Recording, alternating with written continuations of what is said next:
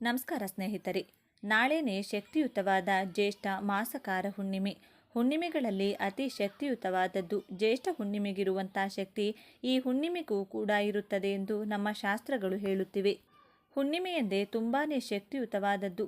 ಇಂಥ ಶಕ್ತಿಯುತವಾದ ದಿನದಂದು ನೀವು ನಿಮ್ಮ ಮನೆಯಲ್ಲಿ ಈ ನೀರನ್ನು ಚೆಲ್ಲಿದ್ರೆ ಸಾಕು, ಕಡು ಬಡವರಾಗಿದ್ದರೂ ರಾಜ್ಯವಾಳುತ್ತೀರಿ, ಅಂದರೆ ಅಷ್ಟೊಂದು ಶ್ರೀಮಂತರಾಗುತ್ತೀರಿ ಅಂತ ಅರ್ಥ. ನಿಮ್ಮ ಮನೆಯಲ್ಲಿ ಯಾವುದಾದರೂ ದುಷ್ಟಶಕ್ತಿಗಳು, ದರಿದ್ರ, ಕಷ್ಟ ನಷ್ಟ, ಪೀಡೆ ಪಿಶಾಚಿ, ದೃಷ್ಟಿದೋಷ ಮುಂತಾದವು ಇದ್ದರೆ ಅದೆಲ್ಲವೂ ಕೂಡ ಈ ನೀರು ಚೆಲ್ಲುವ ಮೂಲಕ ಮನೆಯಿಂದ ಓಡಿ ಹೋಗುತ್ತದೆ. ಇದರಿಂದ ನಿಮ್ಮ ಜೀವನವೇ ಬದಲಾಗುತ್ತದೆ. ನೀವು ಬೇಡ ಅಂದರೂ ನಿಮ್ಮ ಮನೆಗೆ ಹಣ ಬರುತ್ತಿರುತ್ತದೆ. ಮನೆಯಲ್ಲಿ ಯಾರಿಗಾದರೂ ದೃಷ್ಟಿಯಾಗಿದ್ದರೆ ಅದು ಕೂಡ ಹೊರಟು ಹೋಗುತ್ತದೆ. 100 ವರ್ಷಗಳ ಕಾಲ ಆರೋಗ್ಯವಾಗಿ ಬದುಕುತ್ತೀರಿ. ಹಾಗಾದರೆ ಆ ಶಕ್ತಿಯುತವಾದ ದಿವ್ಯ ನೀರು ಯಾವುದೆಂದು ಈಗ ನಾವು ನೋಡೋಣ. ಆದರೆ ಅದಕ್ಕೂ ಮುಂಚೆ ನೀವಿನ್ನು ನಮ್ಮ ಚಾನಲ್ನ ಸಬ್ಸ್ಕ್ರೈಬ್ ಮಾಡಿಕೊಂಡಿಲ್ಲ ಅಂದರೆ ಖಂಡಿತ ಈಗಲೇ ಸಬ್ಸ್ಕ್ರೈಬ್ ಮಾಡ್ಕೊಳ್ಳಿ. ಹಾಗೆ ಈ ವಿಡಿಯೋ ಇಷ್ಟ ಆದರೆ ಮರೆಯದೆ ಒಂದು ಲೈಕ್ ಕೊಡಿ. ಎಲ್ಲರೂ ಭಕ್ತಿಯಿಂದ ಓಂ ಶ್ರೀ ಮಹಾಲಕ್ಷ್ಮಿ ನಮಃ ಅಂತ ಕಮೆಂಟ್ ಮಾಡಿ. ನಮ್ಮ ಸನಾತನ ಧರ್ಮದ ಪ್ರಕಾರ ಮನುಷ್ಯರು ಇಷ್ಟ ಬಂದಾಗ ಸಮುದ್ರ ಸ್ನಾನ ಮಾಡುವಂತಿಲ್ಲ. ಖಂಡಿತವಾಗಿಯೂ ಮಾಡಬೇಕಾದ ಕೆಲಸಗಳಲ್ಲಿ ಅಥವಾ ವಿಧಿಗಳಲ್ಲಿ ಸಮುದ್ರ ಸ್ನಾನ ಕೂಡ ಈ ಹುಣ್ಣಿಮೆಯಂದು ಕೆಲವು ಅಳಲೆಕಾಯಿಗಳನ್ನು ಸಮುದ್ರದಲ್ಲಿ ಎಸೆದು ಸಮುದ್ರದ ನೀರಿನಲ್ಲಿ ಸ್ನಾನ ಮಾಡುವುದರಿಂದ ಪೂರ್ತಿಯಾಗಿ ಆ ವ್ಯಕ್ತಿಗಿರುವಂಥ ನರದೃಷ್ಟಿ ಹೊರಟು ಹೋಗುತ್ತದೆ. ಇನ್ನು ಜೀವನದಲ್ಲಿ ಎಂದೂ ಕೂಡ ಆ ವ್ಯಕ್ತಿಗೆ ನರದೃಷ್ಟಿ ತಗುಲುವುದಿಲ್ಲ ಎಂದು ನಮ್ಮ ಶಾಸ್ತ್ರಗಳು ಹೇಳುತ್ತಿವೆ. ಈ ಹುಣ್ಣಿಮೆ ಅತಿ ಪವಿತ್ರವಾದದ್ದು. ಶ್ರೀ ಮಹಾವಿಷ್ಣು ಕೂರ್ಮಾವತಾರ ಪಡೆದು ಈ ಭೂಮಿಯನ್ನು ಕಾಪಾಡಿದ್ದು ಹುಣ್ಣಿಮೆಯೆಂದು ನಮ್ಮ ಕೂರ್ಮ ಪುರಾಣ ಹೇಳುತ್ತದೆ. ಹುಣ್ಣಿಮೆಯ ದಿನ ಚಂದ್ರದೇವರು ತುಂಬ ಸಾಮರ್ಥ್ಯವನ್ನು ಹೊಂದಿರುತ್ತಾರೆ. ನಮ್ಮ ಮನಸ್ಸಿನ ಮೇಲೆ ಚಂದ್ರನ ಪ್ರಭಾವ ಗಣನೀಯವಾಗಿ ಹುಣ್ಣಿಮೆಯ ದಿನ ಇರುತ್ತದೆ. ಹಾಗಾಗಿ ಹುಣ್ಣಿಮೆಯಂದು ಬಿಟ್ಟ ಕುದುರೆಯಂತೆ ಓಡುವ ಮನಸ್ಸನ್ನು ನಿಯಂತ್ರಣದಲ್ಲಿರಿಸಿಕೊಳ್ಳಲು ಹಾಗೂ ನಮ್ಮ ದೇಹಕ್ಕೆ ಶಕ್ತಿ ತುಂಬಿಕೊಳ್ಳಲು ನಾವು ಈ ದಿನದಂದು ಜಪ, ತಪ, ಧ್ಯಾನ, ಪೂಜೆ ಮುಂತಾದವುಗಳನ್ನು ಮಾಡಬೇಕು. ಅದರಲ್ಲೂ ಹುಣ್ಣಿಮೆ ತುಂಬಾ ಪ್ರತ್ಯೇಕವಾದದ್ದು. ಬಹುಶಃ ಯಾವ ಹುಣ್ಣಿಮೆಗೂ ಇದರಂಥ ಪ್ರತ್ಯೇಕ ಲಕ್ಷಣಗಳು ಈ ಹುಣ್ಣಿಮೆಗಿದೆ. ಈ ಹುಣ್ಣಿಮೆ ವಿಷ್ಣು ಭಕ್ತರಿಗೆ ಪರಮ ಪವಿತ್ರವಾದದ್ದು.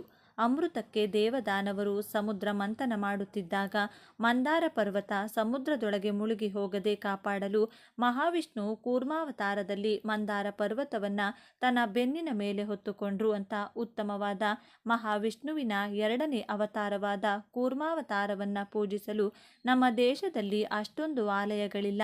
ಇನ್ನು ಇದೇ ಹುಣ್ಣಿಮೆಯೆಂದು ವಿಷ್ಣು ಭಕ್ತರಲ್ಲಿ ಶ್ರೇಷ್ಠ ಭಕ್ತನಾದ ನಮ್ಮಾಳ್ವಾರ್ ಜನಿಸಿದರೆಂದು ಹೇಳುತ್ತಾರೆ. ಇದಲ್ಲದೆ ಹುಣ್ಣಿಮೆ ಶೈವರಿಗೂ ಕೂಡ ಪ್ರತ್ಯೇಕ. ನರಸಿಂಹಸ್ವಾಮಿಯನ್ನು ನಿಯಂತ್ರಿಸಲು ಪರಮೇಶ್ವರ ಶರಭೇಶ್ವರ ಅವತಾರ ಪಡೆದಿದ್ದು ಕೂಡ ಇದೆ. ಈ ದಿನದಂದು ಈ ಅವತಾರದ ಬಗ್ಗೆ ಅಷ್ಟೊಂದು ಜನರಿಗೆ ಗೊತ್ತಿಲ್ಲ.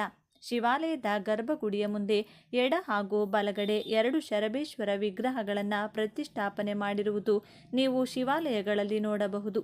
ಇನ್ನು ಅತಿ ಪವಿತ್ರವಾದ ಹುಣ್ಣಿಮೆಯೆಂದು ಸಂಜೆ 6 ಗಂಟೆಯಿಂದ ರಾತ್ರಿ 12 ಗಂಟೆಯ ಒಳಗೆ ನೀವು ನಿಮ್ಮ ದೇವರ ಮನೆಯಲ್ಲಿ ಶಿವ ಪಾರ್ವತಿ ಫೋಟೋ ಮುಂದೆ 2 ಅರಳಿ ಎಲೆಗಳನ್ನು ಇಡಬೇಕು. ಆ ಎಲೆಗಳಿಗೆ ಅರಿಶಿನ ಕುಂಕುಮದ ಬೊಟ್ಟುಗಳನ್ನಿಡಬೇಕು. ಇನ್ನು ಆ ಎಲೆಗಳ ಮೇಲೆ 2 ಮಣ್ಣಿನ ದೀಪಗಳನ್ನು ಇಟ್ಟು ಒಂದೊಂದು ದೀಪದಲ್ಲಿ 5 ಬತ್ತಿಗಳನ್ನು ಇಡಬೇಕು. ದೀಪದಲ್ಲಿ ಎಳ್ಳೆಣ್ಣೆ ಹಾಕಬೇಕು. ದೀಪವನ್ನು ಆರತಿ ಹಾಗೂ ಅಗರಬತ್ತಿಯಿಂದ ಹಚ್ಚಬೇಕು. ಆ ದೀಪ ಹಚ್ಚುವಾಗ ನೀವು ಮನಸ್ಸಿನಲ್ಲಿ ಓಂ ನಮಃ ಶಿವಾಯ ಅಥವಾ ಓಂ ನಮೋ ನಾರಾಯಣ ಎಂಬ ಮಂತ್ರವನ್ನು ಜಪ ಮಾಡಬೇಕು.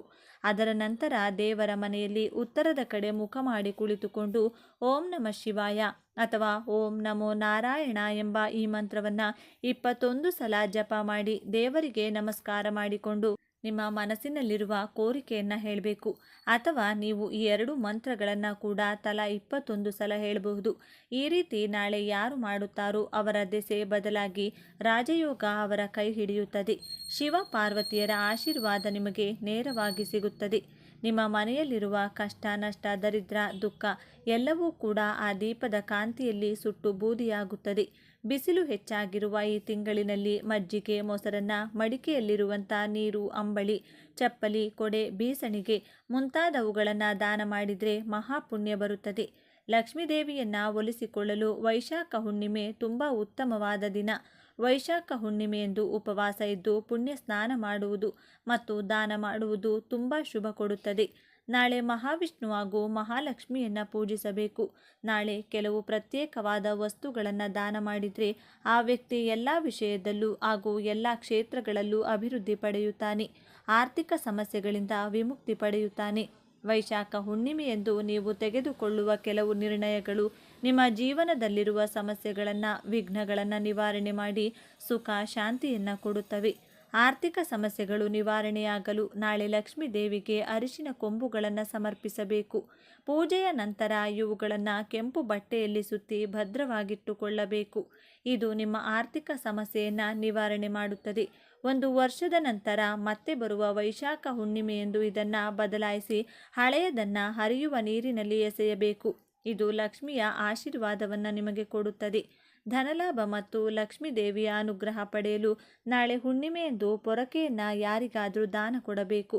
ಪೊರಕೆ ಸಾಮಾನ್ಯವಾಗಿ ಯಾರಿಗೂ ಕೊಡಬಾರದು ಅಂತ ಹೇಳ್ತಾರೆ. ಆದರೆ ನಾಳೆ ಒಂದು ದಿನ ಮಾತ್ರ ನೀವು ಯಾರಿಗಾದರೂ ಪೊರಕೆ ದಾನ ಮಾಡಬಹುದು. ವೈಶಾಖ ಹುಣ್ಣಿಮೆಯಂಥ ಪವಿತ್ರವಾದ ದಿನಗಳಲ್ಲಿ ಗಂಗಾ ನದಿ ಮುಂತಾದ ಪುಣ್ಯ ನದಿಗಳಲ್ಲಿ ಸ್ನಾನ ಮಾಡಿದರೆ ಜೀವನದಲ್ಲಿರುವ ಕಷ್ಟಗಳೆಲ್ಲವೂ ಹೊರಟು ಹೋಗುತ್ತದೆ. ಗಂಗಾ ನದಿಯಲ್ಲಿ ಅಥವಾ ಪುಣ್ಯ ನದಿಗಳಲ್ಲಿ ಸ್ನಾನ ಮಾಡಲು ಸಾಧ್ಯವಾಗದವರು ಮನೆಯಲ್ಲಿ ಸ್ನಾನ ಮಾಡುವ ನೀರಿನಲ್ಲಿ ಸ್ವಲ್ಪ ಗೋಮೂತ್ರ ಅಥವಾ ಗಂಗಾ ಜಲ ಬೆರೆಸಿಕೊಂಡು ಕೂಡ ಸ್ನಾನ ಮಾಡಬಹುದು. ವೈಶಾಖ ತಿಂಗಳಿನಲ್ಲಿ ಕುಡಿಯುವ ನೀರು ಯಾರಿಗಾದರೂ ದಾನವಾಗಿ ಕೊಟ್ಟರೆ ಪಿತೃದೋಷಗಳಿಂದ ವಿಮುಕ್ತಿ ಪಡೆಯಬಹುದು. ನೀವು ಎಷ್ಟು ಕಷ್ಟಪಟ್ಟು ದುಡಿದರೂ ಫಲ ಸಿಗುತ್ತಿಲ್ಲ ಅಂತಿದ್ರೆ ಹುಣ್ಣಿಮೆಯ ದಿನ ಕಪ್ಪು ಎಳ್ಳನ್ನು ಅಥವಾ ಕಪ್ಪು ಎಳ್ಳಿನಿಂದ ತಯಾರಿಸಿದ ಯಾವುದಾದರೂ ಪದಾರ್ಥವನ್ನು ದಾನವಾಗಿ ಕೊಡಬೇಕು. ನಾಳೆ ಚಂದ್ರನನ್ನು ಪೂಜಿಸಿದರೆ ಚಂದ್ರ ದೋಷದಿಂದ ಹೊರಬರಬಹುದು. ಮಾನಸಿಕ ಪ್ರಶಾಂತತೆ ಸಿಗುತ್ತದೆ. ಕೆಲಸಗಳಲ್ಲಿ ವಿಘ್ನಗಳು ಬರುವುದಿಲ್ಲ. ನೀವೇನಾದರೂ ಇವತ್ತು ದಾನ ಮಾಡಬೇಕು ಅಂದ್ಕೊಂಡ್ರೆ ಪೂಜೆಯ ನಂತರ ಮಾತ್ರ ಮಾಡಬೇಕು. ಪೂಜೆಗೂ ಮೊದಲು ಮಾಡಬೇಡಿ. ಪಿತೃದೋಷ ಹೆಚ್ಚಾಗಿದೆ ಎಂದು ಬಾಧೆ ಪಡುವವರು ನಾಳೆ ಕಪ್ಪು ಎಳ್ಳು ಬೆರೆಸಿದಂಥ ನೀರನ್ನು ಅರಳಿ ಮರಕ್ಕೆ ಹಾಕಬೇಕು. ಶನಿದೋಷದಿಂದ ಬಾಧೆ ಪಡುವವರು ನಾಳೆ ಅರಳಿ ಮರವನ್ನು ಪೂಜೆ ಮಾಡಬೇಕು. ಅರಳಿ ಮರಕ್ಕೆ ಹಾಲು ಮತ್ತು ನೀರನ್ನು ಸಮರ್ಪಿಸಿದರೆ ನೀವು ಮಾಡುವ ಪ್ರತಿ ಕೆಲಸದಲ್ಲೂ ಗೆಲುವು ಸಿಗುತ್ತದೆ. ನಾಳೆ ಸೂರ್ಯೋದಯಕ್ಕೂ ಮುಂಚೆ ಎದ್ದು ಯಾರು ಸ್ನಾನ ಮಾಡುತ್ತಾರೋ ಅವರಿಗೆ ಉತ್ತಮ ಜೀವನ ಪ್ರಾಪ್ತಿಯಾಗುತ್ತದೆ. ಸೂರ್ಯೋದಯಕ್ಕೂ ಮುಂಚೆ ಎದ್ದು ಸ್ನಾನ ಮಾಡಿ ಅರಳಿ ಮರಕ್ಕೆ ಒಂದು ದೊಡ್ಡ ಚೊಂಬಿನ ತುಂಬ ನೀರನ್ನು ಸಮರ್ಪಿಸಿ ಪ್ರದಕ್ಷಿಣೆಯನ್ನು ಮಾಡಿದರೆ ನಿಮ್ಮ ಪೂರ್ವಿಕರೆಲ್ಲರೂ ಸಂತೋಷಿಸಿ ನಿಮ್ಮನ್ನು ಆಶೀರ್ವದಿಸುತ್ತಾರೆ. ಇನ್ನು ಅತಿ ಪವಿತ್ರವಾದ ವೈಶಾಖ ಹುಣ್ಣಿಮೆಯಂದು ನೀವು ನೆಲ್ಲಿಕಾಯಿ ಗಿಡವನ್ನಾಗಲಿ ಅಥವಾ ಬೇವಿನ ಮರವನ್ನಾಗಲಿ ಮುಟ್ಟಿದರೆ ಸಾಕು, ಜನ್ಮಾಂತರದ ಪಾಪಗಳೆಲ್ಲವೂ ವಿಮುಕ್ತಿಯಾಗುತ್ತದೆ. ಹುಣ್ಣಿಮೆ ಎನ್ನುವುದು ಮಹಾವಿಷ್ಣು, ಮಹಾಲಕ್ಷ್ಮಿ ಮತ್ತು ಮಹಾಶಿವನಿಗೆ ತುಂಬ ಇಷ್ಟವಾದಂತಹ ದಿನ. ನಾಳೆ ನೀವು ನೆಲ್ಲಿಕಾಯಿ ಗಿಡವನ್ನು ಮುಟ್ಟೋದ್ರಿಂದ ನಿಮ್ಮ ಮೈಯಲ್ಲಿರುವ ದೋಷಗಳೆಲ್ಲ ಆ ಗಿಡ ಎಳೆದುಕೊಂಡು ಸಕಾರಾತ್ಮಕ ಶಕ್ತಿಯನ್ನು ನಿಮ್ಮ ದೇಹದಲ್ಲಿ ಪ್ರವೇಶ ಮಾಡುತ್ತದೆ. ತ್ರಿಮೂರ್ತಿಗಳ ಆಶೀರ್ವಾದ ಪಡೆದುಕೊಳ್ಳಲು ನಾಳೆ ಬೇವು ಅಥವಾ ನೆಲ್ಲಿಕಾಯಿ ಗಿಡವನ್ನು ಮುಟ್ಟಿ ನಮಸ್ಕಾರ ಮಾಡಿಕೊಳ್ಬೇಕು. ನಾಳೆ ಬೇವಿನ ಮರ ಮುಟ್ಟೋದ್ರಿಂದ ನಿಮಗೆ ಅದೃಷ್ಟ ಒಲಿಯುತ್ತದೆ. ತುಂಬ ವರ್ಷಗಳಿಂದ ನೀವು ಅನುಭವಿಸುತ್ತಿರುವ ಕಷ್ಟಗಳು ನಾಳೆಗೆ ಕೊನೆಯಾಗುತ್ತದೆ. ಇನ್ನು ನಾಳೆ ನೆಲ್ಲಿಕಾಯಿ ಗಿಡ ಅಥವಾ ಬೇವಿನ ಗಿಡ ಕಾಣಿಸಿದರೆ ಮೊದಲು ಅದಕ್ಕೆ ನೀರು ಹಾಕಿ ಮರದ ಸುತ್ತ ಪ್ರದಕ್ಷಿಣೆ ಹಾಕಿ ಸ್ವಲ್ಪ ಹೊತ್ತು ಮರದ ಮುಂದೆ ಕುಳಿತುಕೊಂಡು ಓಂ ನಮಃ ಶಿವಾಯ ಅಥವಾ ಓಂ ನಮೋ ನಾರಾಯಣ ಅಥವಾ 2 ಮಂತ್ರಗಳನ್ನು ಕೂಡ 11 ಅಥವಾ 21 ಸಲ ಹೇಳಿ ಮನೆಗೆ ಬಂದರೆ ನಿಮಗೆ ತುಂಬ ಪ್ರಯೋಜನಗಳು ಸಿಗುತ್ತದೆ. ರಾಜಯೋಗ ಕೂಡ ಬರುತ್ತದೆ. ಇನ್ನು ಅತಿ ಮುಖ್ಯವಾದ ವಿಷಯಕ್ಕೆ ಬಂದರೆ ಈ ನೀರನ್ನು ಯಾರು ಮನೆಯಲ್ಲಿ ಚೆಲ್ತಾರೋ ಅವರಿಗೆ ಬರುವಂತಹ ಅದೃಷ್ಟ ಮಾತಿನಲ್ಲಿ ವರ್ಣಿಸಲು ಸಾಧ್ಯವಾಗುವುದಿಲ್ಲ. ರಾಜಯೋಗ, ಲಕ್ಷ್ಮಿಯೋಗ, ಧನಯೋಗ ಈ ರೀತಿ ಬೇಕಾದಷ್ಟು ಯೋಗಗಳು ನಿಮ್ಮ ಸ್ವಂತವಾಗುತ್ತವೆ. ಈ ನೀರನ್ನು ಸಂಜೆ 6 ಗಂಟೆಯಿಂದ ರಾತ್ರಿ 12 ಗಂಟೆ ಮಧ್ಯದಲ್ಲಿ ಚೆಲ್ಲಬೇಕು. ಇನ್ನು ಈ ನೀರು ತಯಾರಿಸಲು ತಾಮ್ರದ ಪಾತ್ರೆ ಅಥವಾ ಬೆಳ್ಳಿ ಪಾತ್ರೆ ಉಪಯೋಗಿಸಬೇಕು. ಪಾತ್ರೆಯಲ್ಲಿ ಬೇಕಾದಷ್ಟು ನೀರನ್ನು ತೆಗೆದುಕೊಂಡು ಸ್ವಲ್ಪ ಅರಿಶಿನ, ಸ್ವಲ್ಪ ಗಂಜಲ, ಒಂದು ಕರ್ಪೂರದ ಬೆಳ್ಳಿಯನ್ನು ಕುಟ್ಟಿ ಹಾಕಿ ಸ್ವಲ್ಪ ಬೇವಿನ ಎಲೆ ಹಾಗೂ ತುಳಸಿ ಎಲೆ ಕುಟ್ಟಿ ಮಾಡಿದಂತಹ ಈ ನೀರನ್ನು ಸಂಜೆ 6 ಗಂಟೆಯಿಂದ ರಾತ್ರಿ 12 ಗಂಟೆ ಮಧ್ಯದಲ್ಲಿ ಚೆಲ್ಲಬೇಕು. ಇನ್ನು ಈ ನೀರು ತಯಾರಿಸಲು ತಾಮ್ರದ ಪಾತ್ರೆ ಅಥವಾ ಬೆಳ್ಳಿ ಪಾತ್ರೆ ಉಪಯೋಗಿಸಬೇಕು. ಪಾತ್ರೆಯಲ್ಲಿ ಬೇಕಾದಷ್ಟು ನೀರನ್ನು ತೆಗೆದುಕೊಂಡು ಸ್ವಲ್ಪ ಅರಿಶಿನ, ಸ್ವಲ್ಪ ಗಂಜಲ, ಒಂದು ಕರ್ಪೂರದ ಬಿಲ್ಲೆ ಕುಟ್ಟಿ ಹಾಕಿ ಸ್ವಲ್ಪ ಬೇವಿನ ಎಲೆ ಹಾಗೂ ತುಳಸಿ ಎಲೆ ಕುಟ್ಟಿ ಮಾಡಿದಂಥ ಪೇಸ್ಟ್ ಇಷ್ಟನ್ನು ನೀರಿನಲ್ಲಿ ಚೆನ್ನಾಗಿ ಬೆರೆಸಿಕೊಳ್ಳಬೇಕು.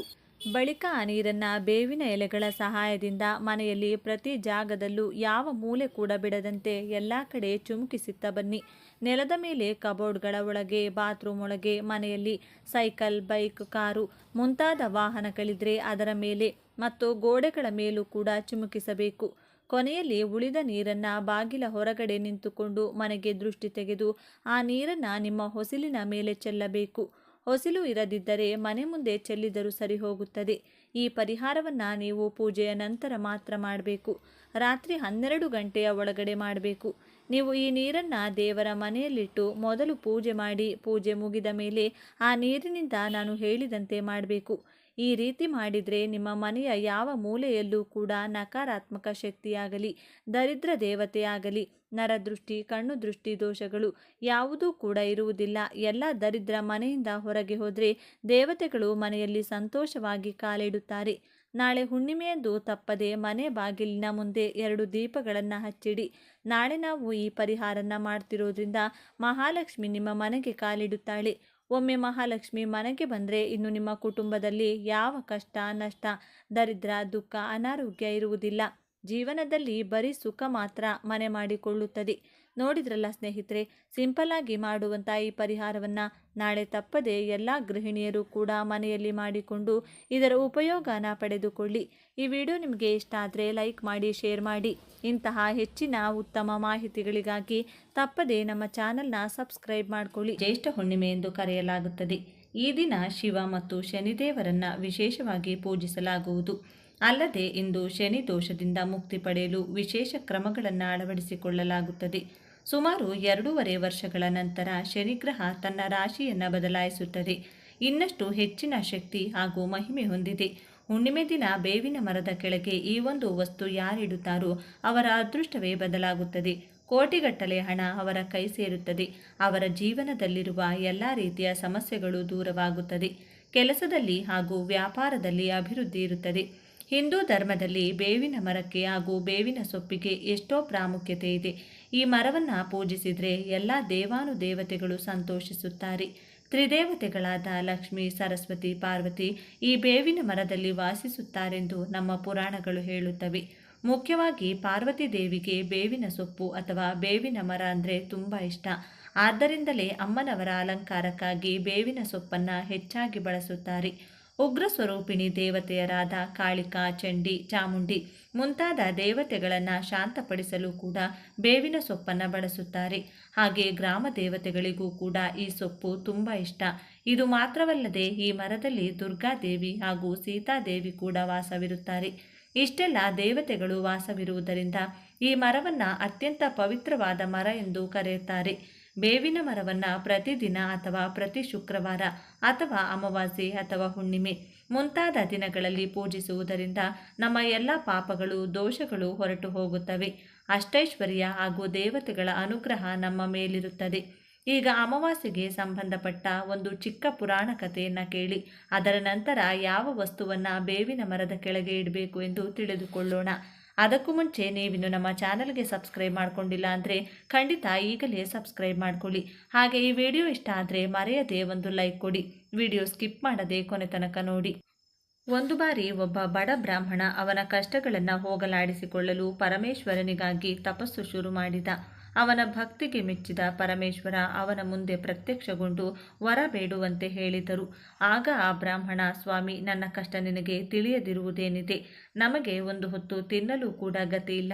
ಪ್ರತಿದಿನ ನನ್ನ ಹೆಂಡತಿ ಮಕ್ಕಳು ಉಪವಾಸದಲ್ಲೇ ಮಲಗುತ್ತಿದ್ದಾರೆ. ಹಾಗಾಗಿ ಜೀವನದಲ್ಲಿ ಎಂದೂ ಕೂಡ ನನ್ನ ಹೆಂಡತಿ ಮಕ್ಕಳು ಉಪವಾಸದಲ್ಲಿ ಇರಬಾರದು. ಅವರಿಗೆ ಹೊಟ್ಟೆ ತುಂಬ ಊಟ, ಮೈ ತುಂಬ ಬಟ್ಟೆ, ಒಡವೆ ಎಲ್ಲ ಇರುವಂತೆ ವರ ಕೊಡಿ ಎಂದು ಬೇಡಿಕೊಂಡ. ಆಗ ಪರಮೇಶ್ವರ, ಭಕ್ತ, ಅದಕ್ಕಾಗಿ ನೀನೊಂದು ಕೆಲಸ ಮಾಡಬೇಕು. ನೀನು ನಿನ್ನ ರಾಜ್ಯದ ರಾಜನ ಹತ್ತಿರ ಹೋಗಿ ಅವರನ್ನು ಹೇಗಾದರೂ ಮೆಚ್ಚಿಸಿ ಹುಣ್ಣಿಮೆ ದಿನ ನಿನ್ನ ರಾಜ್ಯದಲ್ಲಿ ನಿನ್ನ ಮನೆಯನ್ನು ಹೊರತುಪಡಿಸಿ ಯಾರ ಮನೆಯಲ್ಲೂ ದೀಪ ಉರಿಯಬಾರದೆಂದು ಕೇಳಿಕೊ. ರಾಜ ಆಜ್ಞೆ ನೀಡಿದರೆ ಎಲ್ಲರ ಮನೆಯಲ್ಲೂ ಕತ್ತಲಿರುತ್ತದೆ. ಆ ದಿನ ರಾತ್ರಿ ಮಹಾಲಕ್ಷ್ಮಿ ಭೂಲೋಕ ಸಂಚಾರಕ್ಕೆ ಬರುತ್ತಾರೆ. ನಿನ್ನ ಮನೆಯಲ್ಲಿ ಮಾತ್ರ ಬೆಳಕಿರುವುದರಿಂದ ಮಹಾಲಕ್ಷ್ಮಿ ನಿನ್ನ ಮನೆಯೊಳಗೆ ಪ್ರವೇಶಿಸುತ್ತಾಳೆ. ಆಗ ನೀನು ಮಹಾಲಕ್ಷ್ಮಿಯೊಂದಿಗೆ, ಅಮ್ಮ, ನೀನು ಚಂಚಲ ಸ್ವಭಾವದವಳು, ನೀನು 3 ತಲೆಮಾರುಗಳವರೆಗೂ ನನ್ನ ಮನೆಯಲ್ಲಿರುತ್ತೇನೆಂದು ಮಾತು ಕೊಟ್ಟಾಗ ಮಾತ್ರ ನನ್ನ ಮನೆಯೊಳಗೆ ಈಗ ಪ್ರವೇಶಿಸು ಎಂದು ಹೇಳು. ಹಾಗಾಗಿ ನಿನ್ನ ಷರತ್ತಿಗೆ ಒಪ್ಪಿಕೊಂಡು ನಿನ್ನ ಮನೆಯೊಳಗೆ ಪ್ರವೇಶಿಸುತ್ತಾಳೆ. ಅದರ ನಂತರ ನಿನ್ನ ಮನೆಯಲ್ಲಿ ಹಣಕ್ಕೆ ಯಾವ ಕೊರತೆ ಇರುವುದಿಲ್ಲ ಅಂದರು ಪರಮೇಶ್ವರ. ಆ ಬ್ರಾಹ್ಮಣ ಎಷ್ಟೋ ಸಂತೋಷದಿಂದ ಪರಮೇಶ್ವರನಿಗೆ ನಮಸ್ಕರಿಸಿ ಒಂದು ದಿನ ಆ ಬ್ರಾಹ್ಮಣ ಅವನ ಪಾಂಡಿತ್ಯದಿಂದ ಮಹಾರಾಜನನ್ನ ಮೆಚ್ಚಿಸಿದ. ರಾಜ ಸಂತೋಷದಿಂದ ನಿನಗೆ ಯಾವ ಬಹುಮಾನ ಬೇಕೆಂದು ಕೇಳಿದಾಗ ಪರಮೇಶ್ವರ ಹೇಳಿದಂತೆ ಕೆಲವೇ ದಿನಗಳಲ್ಲಿ ಹುಣ್ಣಿಮೆ ಬರಲಿದೆ. ಆ ದಿನ ನಗರವೆಲ್ಲ ಕತ್ತಲಲ್ಲಿರಬೇಕು. ಕೇವಲ ನನ್ನ ಮನೆಯಲ್ಲಿ ಮಾತ್ರ ದೀಪ ಉರಿಯಬೇಕು. ಇದೇ ನನ್ನ ಕೋರಿಕೆ ಎಂದ ಬ್ರಾಹ್ಮಣ. ರಾಜ ಅದೇ ರೀತಿ ಆದೇಶ ಮಾಡಿದ. ಅಮಾವಾಸ್ಯೆ ಬಂದೇ ಬಿಟ್ಟಿತು. ರಾಜನ ಆದೇಶದ ಪ್ರಕಾರ ರಾಜ್ಯದಲ್ಲಿ ಯಾರೂ ಕೂಡ ದೀಪ ಹಚ್ಚಲಿಲ್ಲ. ಇನ್ನು ಈ ಬ್ರಾಹ್ಮಣ ಮಾತ್ರ ಮನೆಯ ತುಂಬ ದೀಪಗಳನ್ನು ಹಚ್ಚಿದ್ದ. ನಗರಕ್ಕೆ ಬಂದ ಮಹಾಲಕ್ಷ್ಮಿ ನೇರವಾಗಿ ಈ ಬ್ರಾಹ್ಮಣನ ಮನೆಗೆ ಬಂದಳು. ಬಾಗಿಲಿನ ಹತ್ತರವೇ ಕಾಯುತ್ತಾ ನಿಂತಿದ್ದ ಈ ಬ್ರಾಹ್ಮಣ ಬಂದಿರುವುದನ್ನು ಮಹಾಲಕ್ಷ್ಮಿ ಎಂದು ಗುರುತಿಸಿ, ಅಮ್ಮ, ನೀನು ಮಹಾಲಕ್ಷ್ಮಿ ಎಂಬುದು ನನಗೆ ಗೊತ್ತು. ನೀನು ಚಂಚಲ ಸ್ವಭಾವದವಳು. ಇಂದು ನೀನು ನನ್ನ ಮನೆಗೆ ಬಂದು ನಾಳೆ ಹೊರಟು ಹೋದರೆ ನನ್ನಿಂದ ಸಹಿಸಲಾಗುವುದಿಲ್ಲ. ಹಾಗಾಗಿ 3 ತಲೆಮಾರುಗಳವರೆಗೂ ನನ್ನ ಮನೆಯೊಳಗೆ ಇರುತ್ತೇನೆಂದು ಮಾತು ಕೊಟ್ಟರೆ ಮಾತ್ರ ಈಗ ನನ್ನ ಮನೆಯೊಳಗೆ ಪ್ರವೇಶಿಸು ಎಂದು ಹೇಳಿದ. ಆಗ ಮಹಾಲಕ್ಷ್ಮಿ ಸರಿ ಎಂದು ಹೇಳಿ ಅವನ ಮನೆಯೊಳಗೆ ಬಂದಳು. ಅಂದಿನಿಂದ ಆ ಬ್ರಾಹ್ಮಣನ ಜೀವನವೇ ಬದಲಾಯಿತು. ನೋಡಿದ್ರಲ್ಲ ಸ್ನೇಹಿತರೆ, ಹುಣ್ಣಿಮೆಯೆಂದು ಇಡುವಂತಹ ದೀಪಕ್ಕೆ ಎಷ್ಟು ಮಹಿಮೆ ಇದೆ ಅಂತ. ಅದಕ್ಕೆ ಯಾವ ದಿನದಲ್ಲಿ ಬೇಕಾದರೂ ನೀವು ನಿಮ್ಮ ಮನೆಯನ್ನು ಕತ್ತಲಲ್ಲಿಟ್ಟರೂ ಕೂಡ ಪರವಾಗಿಲ್ಲ. ಆದರೆ ಹುಣ್ಣಿಮೆ ದಿನ ಮನೆಯಲ್ಲಿ ಎಷ್ಟು ದೀಪಗಳಾಗುತ್ತೋ ಅಷ್ಟು ದೀಪಗಳನ್ನು ಹಚ್ಚಿ ಸ್ನೇಹಿತರೆ. ಇನ್ನು ನಮ್ಮಲ್ಲಿ ತುಂಬ ಜನರು ಎಷ್ಟು ದುಡ್ಡು ದುಡಿದ್ರೂ ಕೈಯಲ್ಲಿ ನಿಲ್ತಾ ಇಲ್ಲ ಎಂದು, ಯಾವ ವ್ಯಾಪಾರ ಶುರು ಮಾಡಿದರೂ ಲಾಭ ಇಲ್ಲ ಎಂದು, ಯಾವ ಕೆಲಸಕ್ಕೆ ಕೈ ಹಾಕಿದರೂ ಅದು ಅರ್ಧದಲ್ಲೇ ನಿಂತು ಹೋಗುತ್ತಿದೆ ಎಂದು, ಒಂದು ಚಿನ್ನಾಭರಣ ಕೂಡ ಕೊಂಡುಕೊಳ್ಳಲು ಆಗುತ್ತಿಲ್ಲ ಎಂದು, ಸಾಯುವುದರೊಳಗೆ ಒಂದು ಸ್ವಂತ ಮನೆ ಕಟ್ಟಿಕೊಳ್ಳಬೇಕೆಂದು, ಸಂತಾನ ಇಲ್ಲ ಎಂದು, ಮಕ್ಕಳಿಗೆ ವಿದ್ಯೆ ತಲೆಗೆ ಹತ್ತುತ್ತಿಲ್ಲ ಎಂದು, ಮನೆಯಲ್ಲಿ ಆರೋಗ್ಯ ಚೆನ್ನಾಗಿಲ್ಲ ಎಂದು, ಕೆಲಸ ಸಿಗುತ್ತಿಲ್ಲ ಎಂದು, ಹೀಗೆ ಒಬ್ಬೊಬ್ಬರು ಒಂದೊಂದು ವಿಚಾರದ ಬಗ್ಗೆ ಕೊರಗುತ್ತಿರುತ್ತೀರಾ. ಇಂಥವರು ಹುಣ್ಣಿಮೆಯೆಂದು 2 ಲವಂಗಗಳನ್ನು ಮಹಾಲಕ್ಷ್ಮಿ ಮುಂದೆ ಇಟ್ಟು ಪೂಜೆ ಮಾಡಿ ಬಳಿಕ ಆ 2 ಲವಂಗ ಕೈಯಲ್ಲಿಡಿದುಕೊಂಡು ನಿಮ್ಮ ಕೋರಿಕೆ ಅಥವಾ ಕಷ್ಟಗಳನ್ನು ಮನಸ್ಸಿನಲ್ಲಿ ದೇವಿಗೆ ಒಪ್ಪಿಸಿ. ಅದರ ನಂತರ ಆ 2 ಲವಂಗ ಬೇವಿನ ಮರಕ್ಕೆ ಹಾಕಲು ಸ್ವಲ್ಪ ನೀರು ಹಾಗೂ ಹಾಲು, ಒಂದು ದೀಪ, ದೀಪಾರಾಧನೆಗೆ ಎಳ್ಳೆಣ್ಣೆ, ಬೇವಿನ ಎಣ್ಣೆ ಅಥವಾ ತುಪ್ಪ, 2 ಬತ್ತಿಗಳು, ಅರಿಶಿನ, ಕುಂಕುಮ, ಅಗರಬತ್ತಿ ಹಾಗೂ ಸ್ವಲ್ಪ ಹೂವು, ಬಿಳಿ ದಾರ ತೆಗೆದುಕೊಂಡು ಬೇವಿನ ಮರದ ಹತ್ತಿರ ಹೋಗಿ ಮೊದಲು ಬೇವಿನ ಮರಕ್ಕೆ ಸ್ವಲ್ಪ ನೀರು ಹಾಕಿ 3 ದಾರಗಳನ್ನು ತಯಾರಿಸಿಕೊಳ್ಳಿ. ಒಂದು ದಾರಕ್ಕೆ ವಿಭೂತಿ ಅಥವಾ ಬಿಳಿ ದಾರವನ್ನು ಹಾಗೆಯೇ ಬಳಸಬಹುದು. ಒಂದು ದಾರಕ್ಕೆ ಅರಿಶಿನ ಹಚ್ಚಬೇಕು, ಇನ್ನೊಂದು ದಾರಕ್ಕೆ ಕುಂಕುಮ ಹಚ್ಚಬೇಕು. ಈ 3 ದಾರಗಳನ್ನು ಒಟ್ಟಾಗಿ ಜೋಡಿಸಿ ನಿಮ್ಮ ಕೋರಿಕೆ ಹೇಳುತ್ತಾ ಮರಕ್ಕೆ 3 ಸುತ್ತು ಸುತ್ತಿ ಗಂಟು ಹಾಕಿ. ಅದರ ನಂತರ ಬೇವಿನ ಮರದ ಮುಂದೆ ದೀಪಾರಾಧನೆ ಮಾಡಿ ಅಗರಬತ್ತಿ ಹಚ್ಚಿ ಓಂ ಮಹಾಲಕ್ಷ್ಮಿ ನಮಃ ಎಂದು 3 ಅಥವಾ 11 ಅಥವಾ 108 ಬಾರಿ ಹೇಳಿ ನಿಮ್ಮ ಹತ್ತಿರ ಇರುವಂತಹ ಕುಂಕುಮದಿಂದ ಬೇವಿನ ಮರಕ್ಕೆ ಅರ್ಚನೆ ಮಾಡಿ ಹೂವನ್ನು ಸಮರ್ಪಿಸಿ. ಇದಾದ ಬಳಿಕ ಮತ್ತೆ ನಿಮ್ಮ ಕೋರಿಕೆ ಅಥವಾ ಕಷ್ಟ ಹೇಳಿಕೊಂಡು ಅದನ್ನು ದಯವಿಟ್ಟು ಈಡೇರಿಸು ಎಂದು ಪ್ರಾರ್ಥಿಸಿ. ಆ 2 ಲವಂಗ ಮರದ ಹತ್ತಿರ ಇಟ್ಟು ಮರಕ್ಕೆ ಅರ್ಪಿಸಿದಂಥ ಕುಂಕುಮ ಹಾಗೂ ಹೂವನ್ನು ಸ್ವಲ್ಪ ತೆಗೆದುಕೊಳ್ಳಿ. ಇನ್ನು ನಿಮ್ಮ ಸೌಭಾಗ್ಯ ಹೆಚ್ಚಿಸುತ್ತದೆ. ಅದರ ನಂತರ ಮರವನ್ನು ಹಿಂದಿರುಗಿ ನೋಡದೆ ಮನೆಗೆ ಬಂದು ಬಿಡಿ. ಈ ರೀತಿ ಮಾಡಿದ ದಿನದಿಂದಲೇ ನಿಧಾನವಾಗಿ ನಿಮ್ಮ ಜೀವನ ಬದಲಾಗುತ್ತಾ ಹೋಗುತ್ತದೆ. ಕೆಲವೇ ದಿನಗಳಲ್ಲಿ ಫಲಿತಾಂಶ ನೀವೇ ನೋಡುತ್ತೀರಿ. ಸ್ನೇಹಿತರೆ, ಒಂದು ವೇಳೆ ನಿಮಗೆ ಹತ್ತಿರದ ಬೇವಿನ ಮರ ಸಿಗಲಿಲ್ಲ ಅಂದಾಗ ನಿಮ್ಮ ಮನೆಯಲ್ಲಿ ಒಂದು ಬೇವಿನ ಗಿಡ ತಂದಿಟ್ಟುಕೊಂಡು ಕೂಡ ಈ ಪರಿಹಾರವನ್ನು ಮಾಡಿಕೊಳ್ಳಬಹುದು. ಹಣಕಾಸಿನ ಸಮಸ್ಯೆಗೆ ಕೆಲವು ಪರಿಹಾರಗಳು. ಹಣಕಾಸಿನ ಸಮಸ್ಯೆಗೆ ಲಕ್ಷ್ಮೀ ಪೂಜೆ. ಹಿಂದೂ ಧರ್ಮದಲ್ಲಿ ಲಕ್ಷ್ಮೀ ದೇವಿಯನ್ನು ಸಂಪತ್ತಿನ ಅಧಿದೇವತೆ ಎಂದು ಕರೆಯಲಾಗುತ್ತದೆ. ಅಂತಹ ಪರಿಸ್ಥಿತಿಯಲ್ಲಿ ಮಾಘ ಪೂರ್ಣಿಮೆಯಂದು ಬೆಳಿಗ್ಗೆ ಬ್ರಹ್ಮ ಮುಹೂರ್ತದಲ್ಲೆದ್ದು ಸ್ನಾನ ಮಾಡಿ. ಇದಾದ ನಂತರ ಲಕ್ಷ್ಮೀ ದೇವಿಯ ವಿಗ್ರಹವನ್ನು ಗಂಗಾ ನೀರಿನಿಂದ ಶುದ್ಧೀಕರಿಸಬೇಕು. ನಂತರ ಲಕ್ಷ್ಮೀ ದೇವಿಗೆ ಕಮಲದ ಹೂ ಮತ್ತು ತೆಂಗಿನಕಾಯಿಯನ್ನು ಅರ್ಪಿಸಿ. ಇದಾದ ನಂತರ ಮಹಾಲಕ್ಷ್ಮಿ ಸ್ತೋತ್ರವನ್ನು ಪಠಿಸಬೇಕು. ಹೀಗೆ ಮಾಡುವುದರಿಂದ ಆರ್ಥಿಕ ತೊಂದರೆಗಳು ನಿವಾರಣೆಯಾಗುತ್ತದೆ ಎಂದು ನಂಬಲಾಗಿದೆ. ಅಶ್ವತ್ಥ ಮರಕ್ಕೆ ನೀರು ಅರ್ಪಿಸುವುದು. ಹಿಂದೂ ಧರ್ಮದಲ್ಲಿ ಅಶ್ವತ್ಥ ಮರಕ್ಕೆ ವಿಶೇಷ ಪ್ರಾಮುಖ್ಯತೆ ನೀಡಲಾಗಿದೆ. ಅದರಲ್ಲಿ ಮುಕ್ಕೋಟಿ ದೇವತೆಗಳು ನೆಲೆಸಿದ್ದಾರೆಂದು ಹೇಳಲಾಗುತ್ತದೆ. ಅಂತಹ ಪರಿಸ್ಥಿತಿಯಲ್ಲಿ ಮಾಘ ಪೂರ್ಣಿಮೆಯ ದಿನದಂದು ಹಾಲನ್ನು ನೀರಿನೊಂದಿಗೆ ಬೆರೆಸಿ ಅಶ್ವತ್ಥ ಮರಕ್ಕೆ ಅರ್ಪಿಸಬೇಕು. ಇದಾದ ನಂತರ ಸಂಜೆ ಅಶ್ವತ್ಥ ಮರದ ಕೆಳಗೆ ತುಪ್ಪದ ದೀಪವನ್ನು ಬೆಳಗಿಸಬೇಕು. ಈ ಪರಿಹಾರವನ್ನು ಅಳವಡಿಸಿಕೊಳ್ಳೋದ್ರಿಂದ ನೀವು ಮುಕ್ಕೋಟಿ ದೇವತೆಗಳ ಆಶೀರ್ವಾದವನ್ನು ಪಡೆಯುತ್ತೀರೆಂದು ನಂಬಲಾಗಿದೆ. ಈ ವಿಡಿಯೋ ನಿಮಗೆ ಇಷ್ಟವಾದರೆ ಲೈಕ್ ಮಾಡಿ, ಶೇರ್ ಮಾಡಿ. ಇಂತಹ ಹೆಚ್ಚಿನ ಉತ್ತಮ ಮಾಹಿತಿಗಳಿಗಾಗಿ ತಪ್ಪದೇ ನಮ್ಮ ಚಾನಲ್ನ ಸಬ್ಸ್ಕ್ರೈಬ್ ಮಾಡ್ಕೊಳ್ಳಿ. ಎಲ್ಲರೂ ಭಕ್ತಿಯಿಂದ ಓಂ ಮಹಾಲಕ್ಷ್ಮಿ ನಮಃ ಅಂತ ಕಮೆಂಟ್ ಮಾಡಿ. ಧನ್ಯವಾದಗಳು.